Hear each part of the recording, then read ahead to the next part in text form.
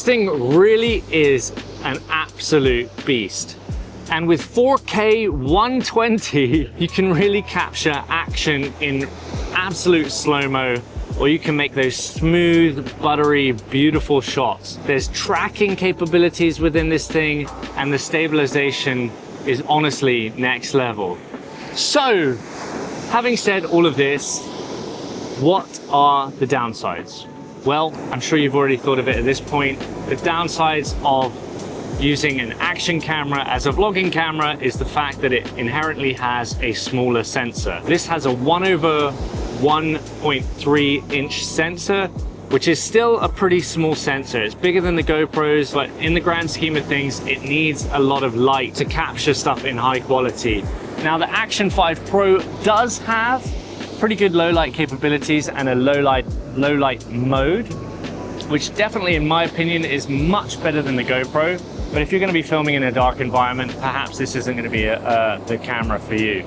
The other potential downside is the fact that the battery life may not be as long as some of the other cameras. However, it is stated that this thing should get about 4 hours of battery life. I would say it's not quite 4, but it's pretty close. The battery life is quite good, and you can swap them out. One thing I can almost guarantee none of the other cameras have is built-in storage. So if you forget your SD card, or your SD card runs out of memory, then you have a backup on this camera, which honestly I think is insane. It does also feature fast charging, so you can plug it into USB-C port, and this thing will charge up to 80% in something like 20 minutes or maybe even less, which is super handy. I find that works really well. And you can film in a flat picture profile, so theirs is D-Log-M, which means you can color grade it in post, which gives you much better image quality as well. So what are the downsides? Well, I would say with this camera, of course, the downsides are the sensor size, like I've talked to you about, and also that will affect the depth of field.